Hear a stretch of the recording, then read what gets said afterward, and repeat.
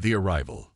The sleek interstellar transport ship, the Cosmic Voyager, glided silently through Earth's atmosphere, its hull shimmering as it descended through wispy clouds. Inside, a diverse group of alien students from across the galaxy sat in nervous anticipation, their varied anatomies fidgeting in seats designed to accommodate a wide range of body types. Zix, a bioluminescent Lumerian with tentacle-like appendages, pulsed with nervous energy, casting a soft blue glow over nearby seats. Next to them, Kroll, a towering exertion with rock-like skin, sat completely still, only the occasional grinding of their crystalline joints betraying their anxiety. "I can't believe we're actually going to Earth," Zix whispered, their voice a melodic hum. "A real Deathworld." Kroll's gravelly voice rumbled in response. "I heard even the air can kill you here. Are we sure our environmental suits will hold up?" From across the aisle, a silvery, liquid-like being named Elix rippled with amusement. "You two worry too much. The university wouldn't send us if it wasn't safe, mostly safe, at least." As the alien students continued their nervous chatter, a calm human voice came over the ship's communication system. "This is your guide, Tim Chen. We're beginning our final descent to New Seattle Spaceport. Please ensure all personal belongings are secured and your environmental suits are properly sealed. Welcome to Earth, everyone." The mention of their human guide brought a momentary hush to the cabin. For many of the students, Tim would be the first human they'd ever met in person. As much as they were here to study Earth's biology, the human species itself was perhaps the most fascinating subject of all. The Cosmic Voyager touched down with barely a tremor, a testament to the advanced technology that had brought them across light years of space. As the exit ramp lowered, the students were hit with their first blast of Earth air, filtered through their suits, of course, but still notably different from the recycled atmosphere of the ship. Tim Chen stood at the bottom of the ramp, a welcoming smile on his face. He was of average height for a human, with short black hair and eyes that crinkled at the corners when he smiled. He wore a simple green uniform with the University of Galactic Sciences logo on the breast pocket. "Welcome to Earth," Tim said, spreading his arms wide. "I know you've all been briefed on safety protocols, but I want to remind you, Earth's environment can be unpredictable and potentially dangerous. Stay alert, follow instructions, and don't hesitate to ask questions. Your safety is my top priority." The students filed out of the ship, some moving with fluid grace, others lumbering or hovering, depending on their species. Tim watched them with practiced ease, mentally noting each student's particular needs and potential challenges. "Before we head to the research station, I thought we'd take a little detour," Tim announced.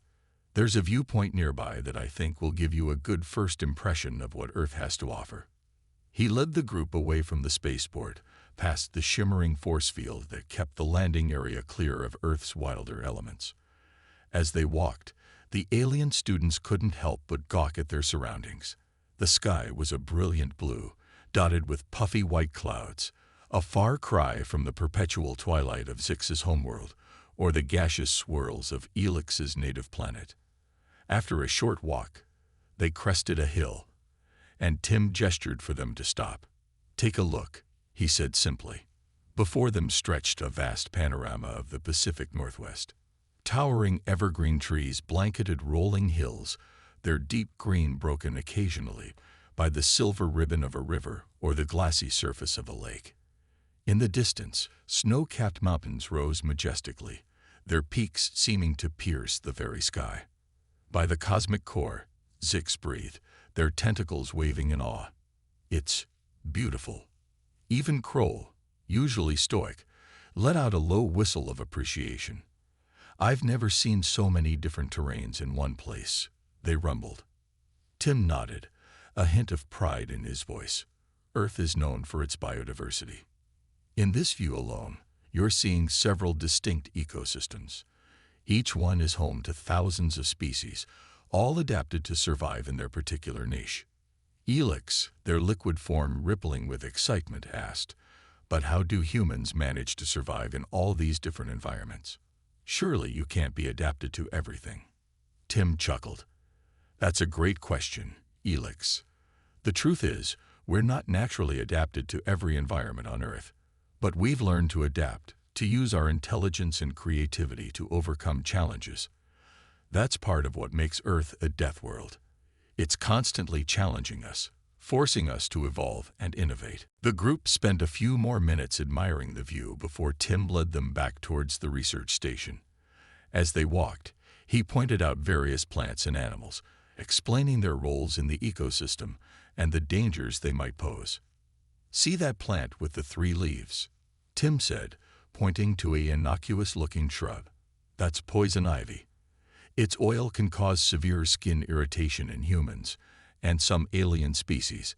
It's a perfect example of how even seemingly harmless life forms on Earth can be dangerous." The alien students gave the plant a wide berth, their respect for Earth's potential dangers growing by the minute. As they approached the research station, a sleek, eco-friendly building that blended seamlessly with its surroundings, Tim turned to address the group once more. "I know Earth's reputation as a death world might seem scary, but try to think of it as a challenge. Every life form here, from the smallest bacteria to the largest mammals, has found a way to survive and thrive. During your time here, you'll learn not just about Earth's biology, but about resilience, adaptability, and the will to live against all odds." The students nodded, a mix of nervousness and excitement clear in their varied expressions. "Now," Tim continued, a glint of adventure in his eyes, "who's ready to experience Earth up close and personal?" As the group entered the research station, none of them could have predicted the challenges and wonders that awaited them in the days to come. Earth, true to its reputation, would prove to be a harsh teacher, but the lessons it had to offer would change their perspectives forever. Inside the research station, the alien students marveled at the advanced yet earthy design. Living plants grew along the walls, simultaneously beautifying the space and helping to regulate air quality. Holographic displays showed real-time data on local weather patterns, wildlife movements, and geological activity. "This will be our base of operations," Tim explained as he led them through the facility. "Each of you will have a personal quarters adapted to your species' needs. The common areas are designed to accommodate all of us comfortably." Zix raised a tentacle. "Tim, I noticed you're not wearing an environmental suit like we are. Is Earth's atmosphere not dangerous to you?" Tim smiled. "Good observation, Zix. Humans have evolved to breathe Earth's atmosphere. In fact, we need the specific mix of gases in our air to survive. Your suits are necessary because your bodies aren't adapted to our atmosphere, just as I would need special equipment to survive on your homeworlds." This revelation seemed to surprise many of the students. The idea that humans could casually breathe an atmosphere that would be toxic to most galactic species drove home just how different Earth was. "Now," Tim continued, "let's go over the plan for the next few days. We'll start with controlled exposures to Earth's environment, gradually increasing the complexity and potential risk of our excursions. Remember, the goal isn't just to observe, but to understand how life here has adapted to thrive in these conditions." As Tim outlined their itinerary, the students listened with rapt attention. They would begin with a visit to a botanical garden, then progress to a wildlife reserve, and finally embark on a trek through uncontrolled wilderness. Each step would bring new challenges and opportunities for learning. That night, as the alien students settled into their quarters, many found sleep elusive. The excitement of being on Earth, mixed with the nervous energy of facing unknown dangers, kept them awake. Through their windows, they could see the star-filled sky, familiar constellations from an unfamiliar angle, a reminder of just how far they'd come to study this remarkable planet. As dawn broke the next morning, the group assembled in the common area, ready for their first real taste of Earth's environment. Tim greeted them with a cheerful smile, seemingly unaffected by the early hour. "Good morning, everyone. I hope you're all rested and ready for an exciting day. We'll be starting with a visit to the Seattle Biodome, a controlled environment that showcases some of Earth's most interesting plant life. It's a good way to ease into things before we tackle more challenging excursions. The journey to the biodome was an experience in itself. As their transport vehicle navigated the roads, the alien students pressed against the windows, taking in the sights of human civilization. They passed through dense urban areas where towering skyscrapers reached for the clouds, then into more suburban regions where houses nestled among trees and carefully manicured lawns. Humans live in such varied dwellings, Kroll observed, their rocky brow furrowed in contemplation. How do you decide where to settle? Tim nodded, appreciating the insightful question. It's a combination of factors: personal preference, job opportunities, climate tolerance, and sometimes just chance. Humans are incredibly adaptable. We've found ways to live in almost every environment on Earth, from scorching deserts to frozen tundras. As they approached the biodome, a massive glass structure came into view, its geometric patterns glinting in the morning sunlight. Inside, carefully regulated environments housed thousands of plant species from across the globe. Now, Tim said as they prepared to enter, we're going to remove the atmospheric filters on your suits. The air inside the biodome is safe for most species, and this will give you a chance to experience Earth's atmosphere directly. If anyone feels uncomfortable, let me know immediately. There was a moment of tense silence as the filters disengage, followed by a chorus of gasps and exclamations as the alien students took their first unfiltered breath of Earth air. It's so rich, Zix marveled, their bioluminescence flickering with excitement.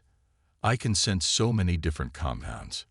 Elix, their liquid form rippling, added, it feels heavy, but not unpleasant. Is this what humans breathe all the time? Tim nodded. More or less, though the air here is a bit more oxygenated than usual. Earth's atmosphere is a complex mix of nitrogen, oxygen, and trace gases. It's the result of billions of years of biological activity, especially from plants. As they moved through the biodome, Tim pointed out various plant species, explaining their adaptations and roles in Earth's ecosystems. The alien students were particularly fascinated by the carnivorous plants, their feeding mechanisms unlike anything they'd seen on other worlds. These plants have evolved to supplement their nutrient intake by trapping and digesting insects. Tim explained as they observed a Venus flytrap snapping shut on a hapless fly. It's just one example of the diverse strategies life on Earth has developed to survive in challenging conditions. The day passed quickly, filled with new discoveries and a growing appreciation for the complexity of Earth's biosphere. As they returned to the research station that evening, the alien students chattered excitedly about everything they'd seen and learned. I never imagined plants could be so aggressive, Kroll rumbled, still processing the image of the carnivorous plants. Zix, their tentacles waving animatedly, added, and the symbiotic relationships. The way some plants rely on insects for pollination while providing food in return. It's fascinating. Tim listened to their observations with a smile, pleased to see their enthusiasm growing. I'm glad you found it interesting. Tomorrow we'll be taking things up a notch. We're going to visit a wildlife reserve where you'll have the chance to observe some of Earth's animals in a semi-controlled environment. Some of these creatures might seem dangerous, but remember, on Earth, every species, no matter how formidable, has its own predators and challenges to face. As the alien students retired for the night, their minds were buzzing with all they'd learned. Earth, they were beginning to realize, was far more complex and wonderful than they'd ever imagined. The term Deathworld was starting to take on a new meaning, not just a place of danger, but a crucible of evolution, a planet where the constant dance between life and death had produced wonders beyond their wildest dreams. Little did they know, their greatest challenges and most profound revelations were yet to come. The true nature of Earth as a death world, and the remarkable creatures that called it home, would soon reveal itself in ways they could never have anticipated. Into the wild. The next morning dawned bright and clear, a perfect day for their excursion into the wildlife reserve. As the alien students gathered outside the research station, Tim arrived wearing rugged outdoor gear, a far cry from his usual uniform. "Today, we're heading into the Olympic National Park," Tim announced, his eyes gleaming with excitement. "It's a protected wilderness area that showcases some of the diverse ecosystems we have here in the Pacific Northwest. We'll be observing wildlife in their natural habitat, so remember, we're visitors in their home. Stay alert and follow my instructions at all times." The group boarded a sturdy all-terrain vehicle, specially designed to navigate the rough terrain they'd be encountering. As they left the controlled environment of the research station behind, a palpable sense of anticipation filled the air. Zix, their bioluminescence pulsing with nervous energy, asked, "Tim, what kind of animals will we be seeing?" Tim smiled reassuringly. "If we're lucky, we might spot black bears, elk, mountain goats, and a variety of bird species. But remember, wildlife encounters are never guaranteed. Half the challenge on Earth is actually finding the animals." As they drove deeper into the park, the landscape changed dramatically. Towering evergreen trees created a cathedral-like canopy overhead, while ferns and moss carpeted the forest floor. The air was thick with the scent of pine and damp earth. "This is a temperate rainforest," Tim explained as they disembarked at a trailhead. "It's one of the rarest ecosystem types on Earth. The amount of rainfall this area receives creates a unique environment that supports an incredible diversity of life." The alien students marveled at the lush greenery surrounding them. Even Kroll, whose home planet was largely barren rock, seemed impressed by the sheer abundance of life. As they began their hike, Tim pointed out various plants and their adaptations. "See how the trees grow so tall. They're competing for sunlight. And look at the moss growing on the tree trunks. It's found a way to thrive without needing to root in the ground." Suddenly, a rustle in the underbrush caught everyone's attention. Tim held up a hand, signaling the group to stop and stay quiet. Slowly, cautiously, a black bear emerged from the foliage, its nose twitching as it sensed the air. The alien students froze, a mix of fear and awe evident in their varied expressions. Tim spoke in a low, calm voice. "Don't make any sudden movements. We're downwind, so it hasn't noticed us yet. This is a black bear, generally not aggressive unless provoked, but still a powerful predator." They watched in hushed amazement as the bear ambled across the trail, pausing to scratch its back against a tree before disappearing back into the forest. Once the bear was gone, the tension broke.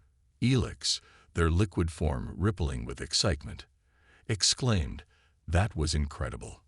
How do humans coexist with such dangerous creatures?" Tim nodded, understanding their amazement. "It's all about respect and understanding. We've learned to read animal behavior, to know when it's safe to observe and when to keep our distance.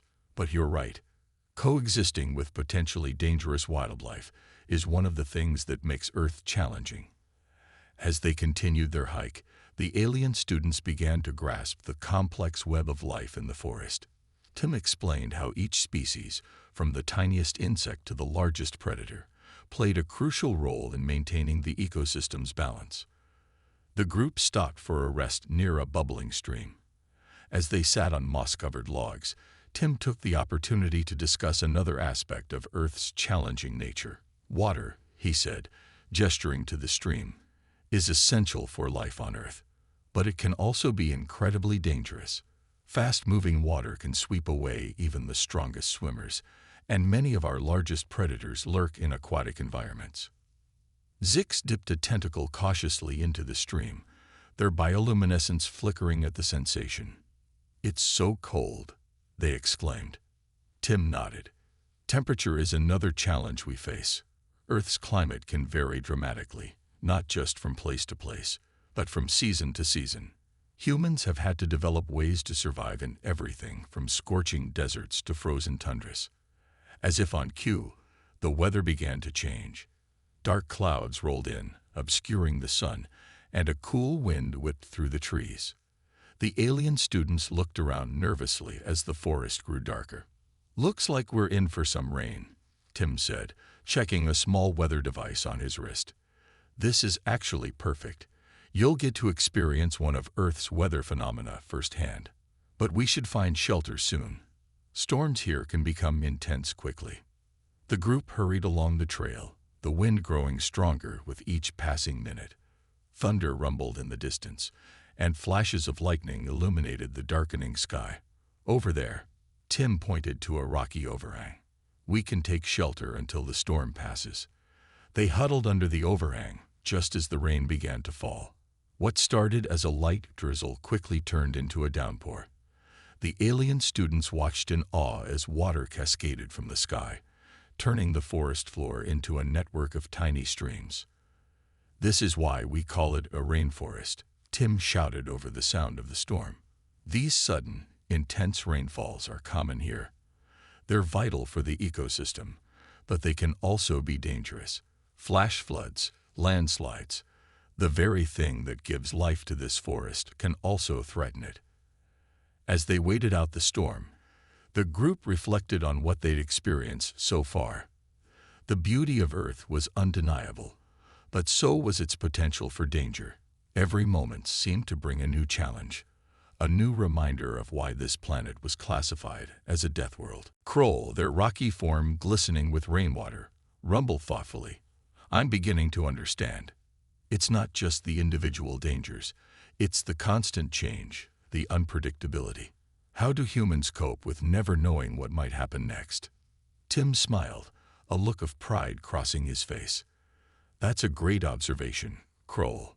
Adaptability is key to survival on Earth. We've had to become problem solvers, always ready to face the next challenge. It's not always easy, but it's shaped us as a species." As the storm began to subside, a brilliant rainbow arched across the sky, its colors vivid against the retreating dark clouds. The alien students gasped in wonder at the sight.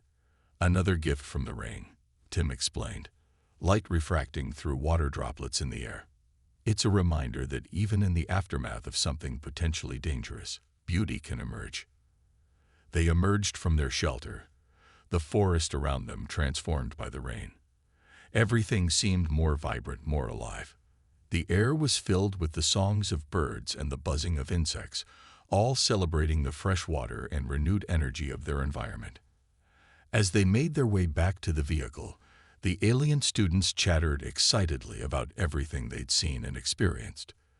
The fear and nervousness that had marked the beginning of their trip had been replaced by a growing sense of respect and wonder for Earth and its inhabitants. Back at the research station that evening, as they gathered to discuss the day's events, Elix raised an interesting point. "Tim, we've seen so many potential dangers today. Predators, storms, the very landscape itself. Yet humans not only survive here, but you've built entire civilizations. How?" Tim leaned back, considering the question. "That's the heart of it, isn't it? Yes, Earth is dangerous. Yes, we face challenges every day that would be unthinkable on many other worlds. But those very challenges have driven us to innovate, to adapt, to push the boundaries of what's possible." He stood up, pacing as he continued. "We've learned to predict weather patterns, to construct buildings that can withstand earthquakes and hurricanes. We've developed medicines to combat diseases, technologies to make harsh environments livable. Every challenge Earth has thrown at us, we've met with determination and creativity." The alien students listened intently, a new understanding dawning in their eyes. "But more than that," Tim added, his voice filled with passion, "we've learned to appreciate the beauty in the danger. We climb mountains not just to conquer them, but to see the world from new heights. We explore the depths of the oceans, knowing the risks because we're driven by curiosity and a desire to understand." As the discussion continued late into the night, the alien students began to see Earth and humans in a new light. The term Deathworld no longer seemed like a simple warning label. Instead, it was a testament to the incredible tenacity and adaptability of life, and to the indomitable spirit of the human species that called this challenging world home. Little did they know Their journey of discovery was far from over. The coming days would bring even greater challenges, pushing them to their limits and revealing the true nature of Earth's status as a death world and the remarkable creatures that thrived in its unforgiving embrace. Crisis in the Mountains. The third day of the field trip dawned with a sense of anticipation. Tim had announced that they would be venturing into the Cascade Mountains, a range known for its rugged beauty and unpredictable weather. As the group prepared for their excursion, Tim stressed the importance of proper equipment and staying together.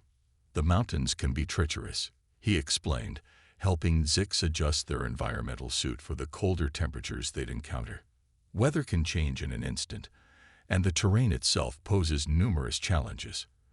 But it's also one of the best places to observe how life adapts to extreme conditions. The journey to their starting point was a winding drive up mountain roads, each turn revealing breathtaking vistas of snow-capped peaks and deep valleys. The alien students pressed against the windows, marveling at the dramatic landscape. It's like the planet is reaching for the sky, Elix observed, their liquid form rippling with excitement. Tim nodded, a smile playing on his lips. That's not far from the truth. These mountains were formed by the collision of tectonic plates, literally the Earth pushing upward over millions of years. As they reached the trailhead, the group disembarked and began their hike. The air was thin and crisp, and even Tim took deep breaths as they ascended. The air pressure and oxygen levels decrease as we go higher, he explained between breaths. It's another challenge humans face in environments like this. Our bodies have to work harder to get enough oxygen. The alien students, relying on their suit's life support systems, watched Tim with a mixture of concern and admiration as he pushed on despite the obvious physical strain. As they climbed higher, the vegetation changed. Lush forests gave way to hardier alpine plants, clinging tenaciously to the rocky slopes. Look at how these plants have adapted, Tim pointed out. Smaller leaves to reduce water loss, deep root systems to anchor against high winds. Every species here has found unique ways to survive in this harsh environment. Suddenly, a movement caught their attention. A small herd of mountain goats traversed a seemingly impassable cliff face with ease, their hooves finding purchase on the smallest ledges. Incredible, Kroll rumbled, their crystalline eyes wide with wonder. How can they move so confidently in such a precarious position? Tim grinned. Evolution at work. Those goats have developed specialized hooves and incredible balance over thousands of generations. It's a perfect example of how life on Earth adapts to even the most challenging environments. As they continued their ascent, dark clouds began to gather on the horizon. Tim frowned, checking his weather device. We might need to cut our trip short, he said, his voice tinged with concern. A storm is moving in faster than predicted. We should start heading back. But as they turned to descend, the weather took a drastic turn. Wind whipped around them, and snow began to fall heavily, reducing visibility to mere meters. Everyone, stay close, Tim shouted over the howling wind. We need to find shelter quickly. The group huddled together, struggling against the sudden blizzard. The alien students, despite their environmental suits, were clearly distressed by the rapid change in conditions. Is this normal? Zix asked, their bioluminescence flickering erratically with fear. Mountain weather can change incredibly quickly, Tim replied, scanning the area for any sign of shelter.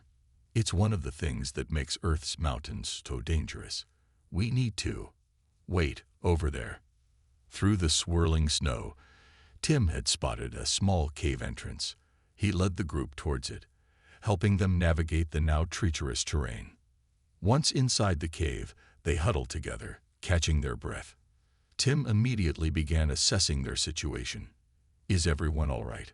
He asked, looking over each student carefully. When he was satisfied that no one was injured, he continued, We'll need to wait out the storm here. It's not ideal, but it's safer than trying to descend in these conditions. As the hours passed, the alien students watched in awe as Tim sprang into action. He used supplies from his backpack to create a small heat source, explained how to melt snow for drinking water, and even managed to set up a rudimentary communication device to alert the research station of their situation. "How are you so prepared for this?" Elix asked, their liquid form shivering despite their suit's temperature controls. Tim smiled grimly. "On Earth, especially in environments like this, you have to be prepared for anything. It's part of how we've survived here for so long. We anticipate problems and plan for them as best we can." As night fell and the storm continued to rage outside, Tim kept the group's spirits up by sharing stories of human mountaineering expeditions and the incredible feats of survival people had accomplished in similar situations. "Humans have climbed the tallest mountains on Earth," he explained, his voice filled with pride. "We've survived avalanches, extreme cold, and oxygen deprivation. It's not just about physical strength. It's about mental resilience, problem solving, and an unwillingness to give up." The alien students listened intently, their fear gradually being replaced by a growing respect for human tenacity. As dawn broke, the storm finally began to subside. Tim cautiously ventured to the cave entrance, surveying the transformed landscape. "The storm's passed, but we've got a new challenge," he announced. "The trail we came up on is now covered in deep snow. It's not safe to descend that way." Kroll, their rocky form dusted with frost, rumbled nervously. "So we're trapped." Tim shook his head, a determined glint in his eye. "Not trapped. We just need to find another way down. This is where human adaptability comes into play. We'll assess our resources, study the terrain, and figure out a safe route." Over the next few hours, the group worked together under Tim's guidance. They fashioned makeshift snowshoes from branches and parts of their gear, created a simple sled to transport their supplies, and mapped out a new route down the mountain using Tim's knowledge and the topographical data on his devices. As they began their careful descent, the alien students were struck by the beauty of the snow-covered landscape. Despite the danger it presented, there was an undeniable majesty to the glistening white peaks and valleys. "It's breathtaking," Zix murmured, their tentacles waving gently in wonder. Tim nodded, his breath forming small clouds in the cold air. "That's another thing about Earth. Even in the midst of danger, there's often incredible beauty. It's part of what drives us to explore, to push our limits." The journey down was slow and challenging. They had to navigate steep slopes, cross icy streams, and remain constantly alert for signs of avalanches or hidden crevices. Tim's knowledge and experience proved invaluable as he guided them safely through each obstacle. By the time they reached the base of the mountain, exhausted but triumphant, the alien students had gained a new perspective on human resilience and ingenuity. As they boarded their transport back to the research station, Kroll spoke up, their usually stoic voice filled with admiration. "Tim, I think I understand now. Earth isn't just a death world because it's dangerous. It's a death world because it demands the very best from its inhabitants, constant adaptation, problem solving, and a refusal to give up." Tim smiled, nodding in agreement. "That's exactly it, Kroll. Earth has shaped us, challenged us at every turn. But in doing so, it's made us stronger, more resourceful, and more determined than we might have been on a less demanding world." The ride back to the station was filled with excited chatter as the alien students discussed their adventure. They had faced genuine danger, experienced the raw power of Earth's environment, and come through it thanks to human knowledge and adaptability. As they arrived back at the research station, tired but exhilarated, the students realized that their perspective on Earth and on humans had fundamentally changed. The term Deathworld no longer seemed like a warning label, but a badge of honor, a testament to the incredible life that had evolved to thrive in such challenging conditions. Little did they know, their journey of discovery was far from over. The final days of their field trip would bring new challenges and revelations, further cementing their understanding of why Earth, despite its dangers, was one of the most remarkable planets in the galaxy. The urban jungle. After their harrowing experience in the mountains, Tim decided it was time to show the alien students a different side of Earth, the human-made environment of a major city. As their transport vehicle approached the sprawling metropolis of New Seattle, the alien students pressed against the windows, marveling at the towering skyscrapers that seemed to pierce the clouds. "Welcome to the urban jungle," Tim announced as they entered the city limits. "This is where you'll see how humans have adapted their environment to suit our needs, and how we've created our own set of challenges in the process." The streets were a cacophony of sights, sounds, and smells. Vehicles of various sizes whizzed by, their electric engines humming. Crowds of humans and integrated alien residents moved along the sidewalks, a diverse tapestry of life that left the students momentarily overwhelmed. "It's so chaotic," Zix observed, their bioluminescence flickering rapidly in response to the sensory overload. Tim nodded, understanding their reaction. "It can seem that way at first. But there's an order to the chaos. Traffic laws, social norms, and city planning all work together to keep things running smoothly, most of the time, at least." As they disembarked in a bustling downtown area, Tim began to point out various aspects of urban life. "In many ways, cities are their own kind of ecosystem. We've had to adapt to living in close proximity to millions of others, dealing with issues like waste management, air quality, and resource distribution." The group made their way through crowded streets, Tim explaining how humans navigated the complex social and physical landscape of the city. He showed them how traffic signals worked, explained the purpose of crosswalks, and demonstrated how to use public transportation. "Humans have created their own set of dangers here," Tim explained as they boarded a maglev train. Traffic accidents, for instance, used to be a leading cause of death before we developed better safety systems and automated vehicles. As the train smoothly accelerated, giving them a rapid tour of the city's various districts, the alien students began to appreciate the scale of human engineering and adaptation. "It's remarkable," Kroll rumbled, their crystalline eyes reflecting the passing cityscape. "You've essentially built artificial mountains and carved out your own caves within them." Tim grinned at the analogy. "That's an interesting way to look at it. We've certainly tried to recreate some aspects of our original habitats, even as we've pushed the boundaries of what's possible." Their next stop was a massive urban farm, a vertical structure that stretched dozens of stories into the sky. Inside, they found a carefully controlled environment where fruits, vegetables, and even livestock were raised to help feed the city's population. "This is how we've adapted to the challenge of feeding millions of people in a limited space," Tim explained as they toured the facility. "We've had to become incredibly efficient and innovative in our use of resources." Elix, fascinated by the intricate systems of water recycling and climate control, asked, "But doesn't this level of control eliminate the dangers you faced in the natural world?" Tim shook his head. "Not entirely. We've created new challenges. Power outages, for instance, could be catastrophic in a place like this, and there are always risks associated with concentrating so many people and resources in one place." As if on cue, an alarm began to blare throughout the building.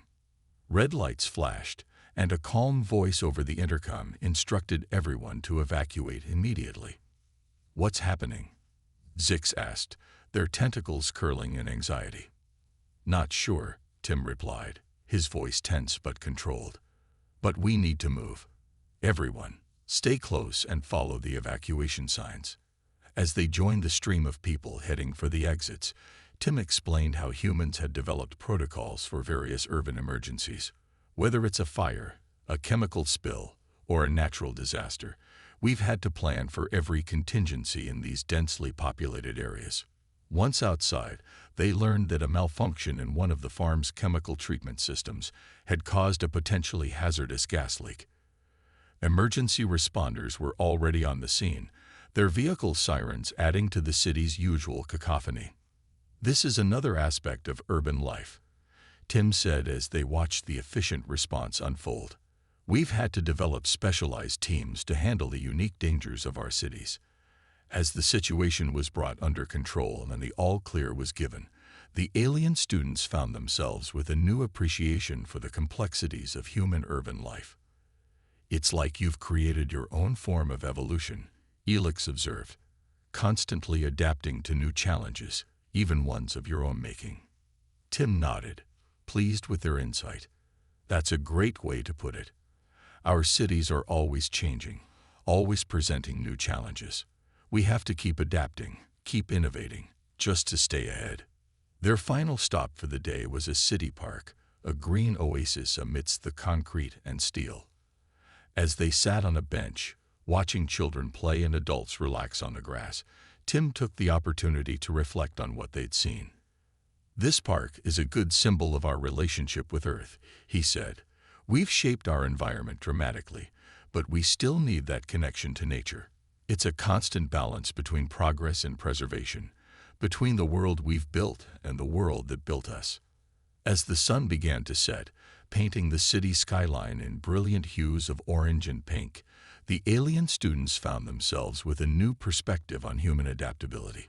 They had seen how humans had taken the lessons learned from surviving Earth's natural challenges and applied them to creating and managing their own complex environments.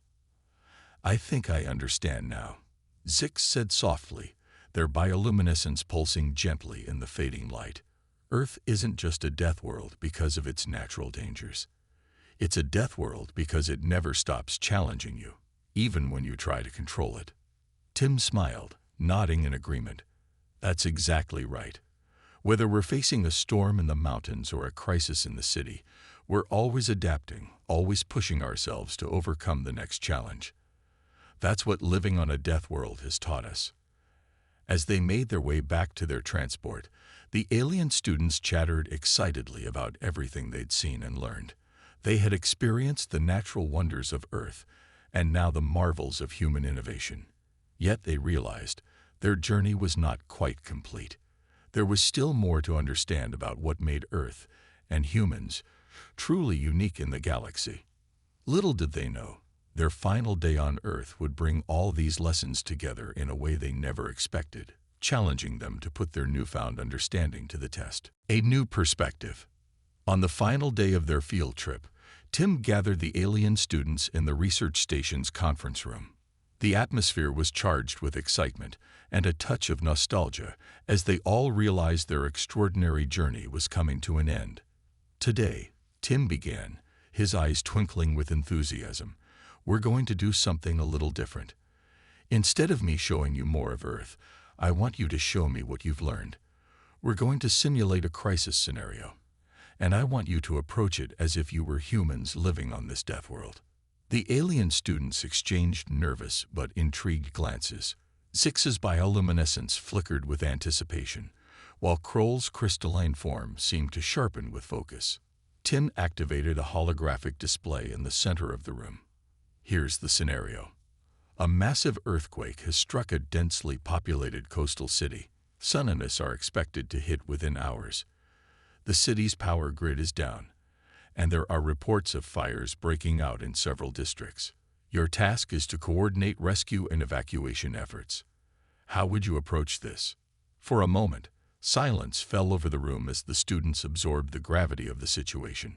Then, to everyone's surprise, Elix's liquid form rippled with determination as they spoke up first. "We need to prioritize," they said, their voice filled with newfound confidence. "Immediate rescue of those in damaged buildings, but also rapid evacuation of low-lying areas that will be hit by the tsunamis." Kroll nodded, their rocky voice rumbling with approval.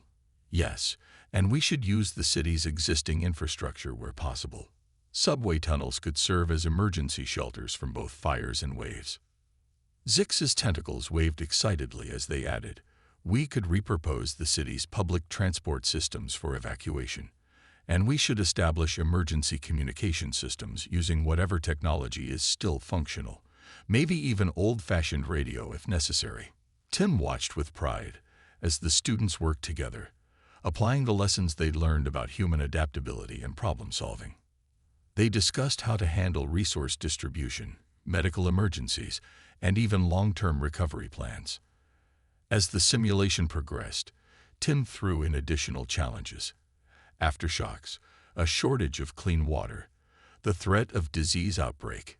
Each time, the students adapted their strategies, showing a level of resilience and creativity that mirrored humanity's approach to crisis management. After several intense hours, Tim finally called an end to the simulation. The alien students were exhausted but exhilarated, their eyes shining with a new understanding. "Incredible work, all of you," Tim said, his voice filled with genuine admiration. "You've truly grasped what it means to think like inhabitants of a death world. You didn't just focus on surviving the immediate crisis. You were already thinking about how to rebuild, how to prepare for the next challenge." Zix's bioluminescence pulsed warmly as they spoke. "I think I understand now. Living on a death world isn't just about facing danger. It's about always being ready to adapt, to innovate, to work together in the face of adversity." Elix's liquid form rippled in agreement. "It's about seeing challenges as opportunities for growth, isn't it? Each crisis survived makes you better prepared for the next one."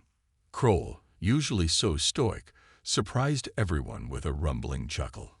"And somehow, in the midst of all that danger and struggle, you humans have managed to create art, music, literature, to find beauty in your harsh world." Tim nodded, a proud smile spreading across his face. "That's exactly it. Earth's dangers have shaped us, pushed us to our limits, but they've also driven us to create, to explore, to constantly strive for something better." As the day wound down, the group gathered on the research station's observation deck, watching the sun set over the Pacific Northwest landscape that had been their classroom for the past week. "When I first heard Earth was classified as a death world, I was terrified to come here," Zix admitted, their tentacles swaying gently in the evening breeze. "Now, I almost don't want to leave." "I know what you mean," Elix added. "There's something invigorating about this place. Like every moment is full of potential." Tim leaned against the railing, his gaze sweeping over the familiar landscape. "That's the thing about Earth. It's dangerous, yes. It's challenging and sometimes terrifying. But it's also incredibly beautiful, endlessly fascinating, and it has a way of bringing out the best in those who call it home." As the stars began to appear in the darkening sky, the alien students found themselves reflecting on their journey. They had come to study a death world and its inhabitants, but they were leaving with far more than just academic knowledge. They had gained a new perspective on resilience, adaptability, and the indomitable spirit that allowed life to thrive even in the harshest conditions. "So," Tim said, turning to face the group, "after everything you've seen and experienced this week, what do you think? Is Earth really a death world?" The students exchanged glances, a new understanding passing between them. It was Kroll who finally spoke, their crystalline voice resonating with newfound respect. "Earth is a death world," they said slowly, "but not for the reasons we initially thought. It's a death world because it never stops challenging its inhabitants, never stops pushing them to be better, stronger, more innovative, and its inhabitants, especially you humans, have risen to that challenge in remarkable ways." Tim nodded, a proud smile on his face. "Well said, Kroll. Earth is indeed a death world, but it's also a world of incredible life, of constant growth and adaptation. It's our home, and it's made us who we are." As the alien students prepared to depart the next morning, each of them knew they were leaving Earth changed. They had come to study a dangerous planet and its seemingly fragile inhabitants. They were leaving with a profound respect for the world that had shaped humanity and for the remarkable species that had not just survived, but thrived in its challenging embrace. Earth, they now understood, was indeed a death world. But it was also a world of opportunity, of beauty, of relentless growth and adaptation. And its inhabitants, forged in the crucible of this demanding planet, were some of the most resilient, innovative, and inspiring beings in the galaxy. As their ship lifted off, carrying them back to their home worlds, each student carried with them not just memories and knowledge, but a spark of the indomitable human spirit, a testament to what life could achieve when constantly challenged to adapt, innovate, and overcome. They had learned the true meaning of Earth's classification as a death world, and in doing so, had gained a new appreciation for the remarkable planet and the extraordinary species that called it home.